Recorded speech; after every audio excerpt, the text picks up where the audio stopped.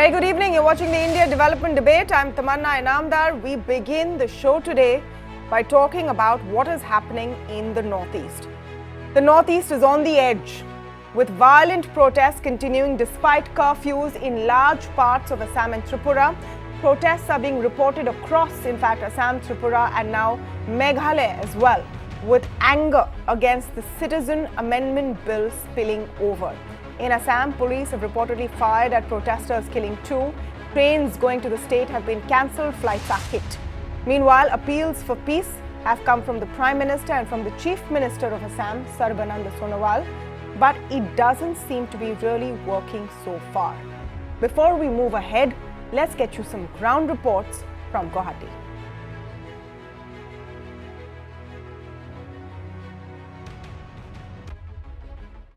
While Citizenship Amendment Bill got first passed in Lok Sabha and then in Rajya Sabha, the streets of Assam were burning. And here we are on ground zero showing you these visuals from the ground in front of the Secretariat, rather on the stretch which leads to Secretariat. And here are the scenes of anger which you see of burning buses, burning public transport. You can see a burning bike here and you can still see the smokes. Remember, this happened yesterday late evening, but if my video journalist Imran Abbas can show you that smokes are still there. You can see this, this truck, this lorry got burned. They burned the tire and the smokes are still there, and this shows the intensity of the situation, how worrisome is the situation here. There's one more car which you can see, which is toppled by these angry protesters here.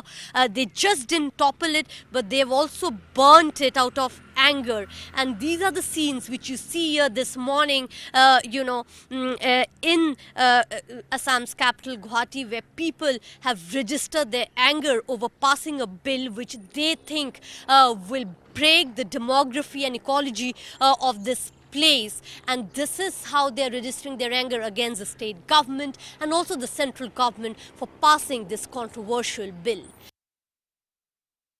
You can see the protesters are coming out in large numbers and they're setting on fire tires on the streets, blocking traffic. In fact, they have put a lot of debris on this busy Guwahati Shillong road. Despite an indefinite curfew in place here in Guwahati and also in some other parts of Assam, and the army conducting flag marches in different parts of Assam, including in Guwahati city, and internet ban has been extended for another 48 hours. But that is not preventing the protesters from coming out in large numbers to the streets and protesting against the Citizenship Amendment Bill. There are reports of police protester clash at several places. In fact, in Guwahati also several police protester clash have taken place, in which police had to resort to lathi charge, tear gas selling, and also firing in the air to disperse the mob, in which some policemen as well as protesters got injured. So the situation is deteriorating day by day. In fact, today a huge rally was organized by the All Assam Students Union at the Lotashil ground in Guwahati, and this was against the Citizenship Amendment Bill. And this rally was attended by thousands and thousands of people from across the city. All right, so some of the reports that our reporters from the Times Network have filed through the day in very difficult conditions, but a few key questions over here. Has the ruling BJP, after pushing through the CAB, that is the Citizenship Amendment Bill, successfully in Parliament, underestimated the reaction it would have in the Northeast? What are the reasons that has plunged the Northeast into its most violent protests in decades? And is this all political, as the ruling party claims? To get more perspective, I'm joined today by Karmapal Jor, Editor-in-Chief of East Mojo, and Shyam Kanu Mahanta, political analyst, both of them speaking to me from Guwahati. Welcome and thank you for talking to us. Karma, let me begin by just getting a sense from you on who these protesters are. Now, we've seen statements through the day from many in the BJP saying that these are, fueled by the Congress party, that these are politically backed protests. Give us a sense of who really the people are who are coming out and protesting, and some of these protests turning violent. See, if you go by, whether the question, whether they are political parties or not, yes, there will be political parties because it is. But by and by, what it has emerged is to be a popular movement of the people. And yes, BJP totally underestimated this one. When the elections happened, the Lok Sabha elections happened, remember, it happened post the first round when CAB went to parliament and could not go through Rajya Sabha. At that time, BJP won, most of the seats as far as Lok Sabha is concerned. So at that time, most of us thought, well, CAB did not have that kind of impact on the ground electorally. BJP did win, but now opposite is being seen today. So I was speaking to some of the people who are heading to that symbolic ground of Latashil earlier today, and some of them were former army officers. Some of them work in the various departments here in the Assam government, some retired people. All of them defied curfew, one by one reached Latashil ground. I mean, if you believe that the crowds who are there at that ground today were just fueled by political parties, if these were, the ones who are paid per day stipend and lunch, I would certainly say no, that is not what happened. Yesterday also, the first round of protests was started by students, and they passed me by when I was walking on GS Road, and there were these group of well-determined students, and some of them even had their uniforms on. Colleges, some of the diploma, so and so to say, institutes. So if you look at the entire demographic of this, and then the other important thing to note is that if you go to the bylanes of Guwahati, some of the streets, people have come out. They are the one blocking the streets right now with the, tire fires and all. So to say that it is being fueled by a political party would be wrong. We also need to take it with a pinch of salt and accept that yes, there are political elements involved in this, but by and large, what it seems now is a popular protest by people. Mr. Mahanta, let me understand from you a point that Karma also made. The government tried to push this bill before the 2019 general elections. Then they saw some of that anger and they backed off, they deferred it. But the BJP, to be fair, has always had the Citizenship Amendment Bill and its essential promise in its manifesto.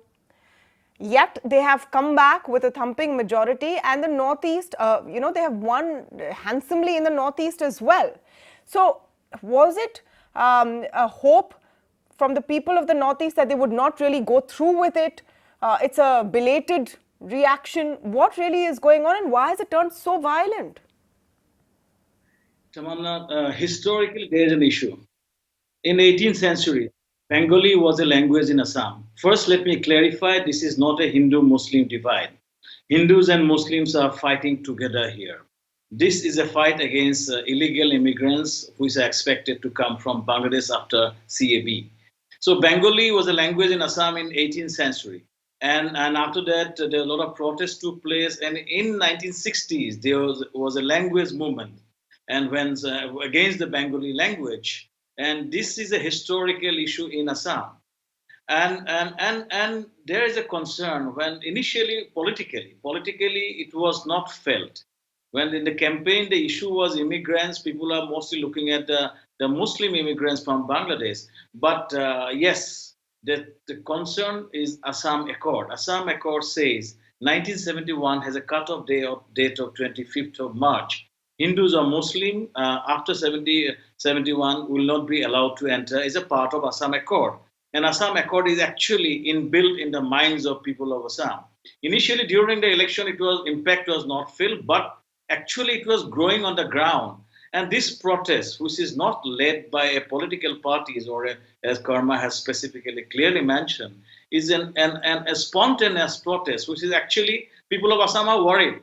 They're worried about the cutoff date. And it is a wrong move by government of India. They should have consulted much. What is the worry? I'm asking this, knowing full well that there is much to this that many people outside the Northeast don't understand.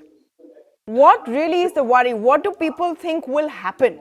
Karma, can you come in on this? What do people think will happen if Citizenship Amendment Bill is implemented? Because it's unlikely that there is a horde of people who will now come in and start living in these areas. Some may get citizenship. There are no clear numbers. We saw that with the NRC as well. So is it more of a built-up fear in the mind? There is fear. The fear is that you're going to be run over. If not today, you're going to be run over tomorrow. That has already happened. If you look at a different state, like say, I'm sorry for that. If you look at the state of Tripura, look at what happened in the state of Tripura. Their demographics have completely changed. That's what the tribals are claiming on the ground. The people who are there on the ground from before, the ethnic people, the tribals who are there today are reduced to a minority. The same in the case of Sikkim. So there is an influx. Now look at Assam. Assam as a state has borne the brunt of illegal immigrants from time immemorial. Now, if you look at the numbers, there are various numbers that do the round. Some politicians claim there are over 90 lakh illegal immigrants. Some say 95 lakh. Now the NRC was done. So NRC now put the figure at around 5 lakhs. So there are various numbers. The fear is that you're finally going to be run over. Your culture, your traditions, what you are truly are is going to be finished. The demographics of certain pockets of Assam have completely changed, because of the kind of immigration that we've seen. That is the fear. That is the fear in the minds of people of Arunachal as well. That is the fear in the minds of things. So when we do a live on East Mojo every day for the last few days, we get thousands of viewers. Some of the videos that we've posted have got over 4 lakh, 5 lakh views with over 25,000, 30,000 comments. Now, these comments cannot come from a single political party. It cannot come from a No, a undoubtedly, political Karma. outfit. Undoubtedly, your point that this is a widespread people's movement. You've seen singers like Papan cancel their events. You've seen actors be part of it. I want to ask one question, and I ask it with trepidation. And I come to Mr. Mahanta. You mentioned in the beginning of this conversation that this is not a Hindu-Muslim divide. It's basically outsiders versus the people of the Northeast. No. Tamanna is not outsiders. It's about Bengali coming from Bangladesh. They are the immigrants, incidentally, who speaks Bengali. Assamese is a very strong cultural identity, and the language is very dear to. This is a language is very dear, and now their worry is that, as mentioned by Yes. Karma, the numbers of immigrants to the tune of 60 lakhs above has been discussed. So in Assamese, people are worried if the citizenship amendment bill comes out, there are 1 crore people, which is not correct actually. No, But there Mr. are. Mahanta, may I place my question before you? The underlying sentiment seems to be one of exclusion, which is not new. It happens across the world. Different parts of the world are fighting against outsiders coming in. It happens in all states that, give preference to locals, our language, our culture. Don't you think that the underlying message is one which is exclusionary? Two issues. Here is to talk about human rights of immigrants, but here the human rights of local Assamese people. Their worry is that entire land, in fact, the lands are taken away.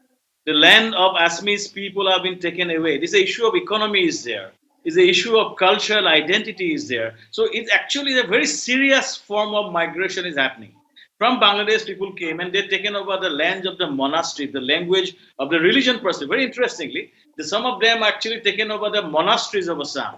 Somebody has taken, in fact, they are growing at a phenomenal pace. Suppose the growth rate of immigrants are growing at a phenomenal pace. Is actually, it's not a small migration. The migration to the tune of now around 40% of Assam's assembly is now controlled by the migrants. And they are worried they will become an absolute small identity in Tripura. What has happened? Tripura, the ethnic Tripurates has become an absolute minority. They do not have political say. And so this is a concern. This is a concern of protecting identity. But yes, there are a lot of misinformation has been mentioned because people are talking about 1 crore plus Hindu Bengali coming in, which is not true actually. In NRC, 19 lakhs was identified, out of which and 5 lakhs was Hindu Bengali. But the worry is cut off date. Yes. People of Assam worried. No, but 1971 was the cutoff date. It's been, very long since then. Assam Accord, NRC, CAB.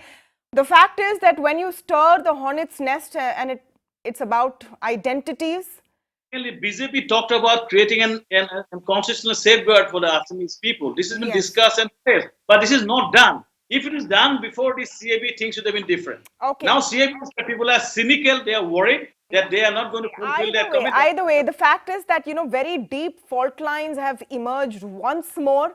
It's literally like throwing a lit match into a situation waiting to explode. It's something that we will all have to look at very carefully, and I hope government of the day will find a way to bring peace back to, an integral and lovely part of our country. Thank you so much, Karma and Sham Kanu Mahanta, for joining us and explaining to us why the situation is as is today in the Northeast.